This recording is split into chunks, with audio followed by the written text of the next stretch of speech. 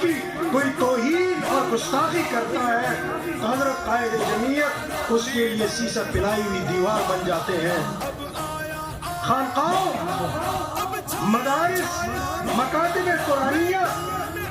اور دین کے جس شعبے کے پیچھے بھی کوئی پڑتا ہے تو اس کے لیے سب سے پہلی عالمی دیوار وہ حضرت قائد جمعیت مولانا فضل الرحمان کھڑے ہوتے ہیں۔ اور اس سے بڑھ کر جب پاکستان کے استحکام کی بات آتی ہے،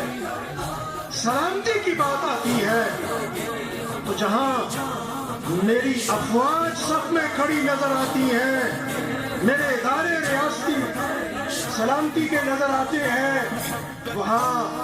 ان کی طاقت میں اپنی طاقت ڈالنے والی شخصیت وہ حضرت قائد جمعیت مولانا فضل الرحمان صاحب نظر آتے ہیں۔ کہیں بھی دین دشمن، اسلام دشمن،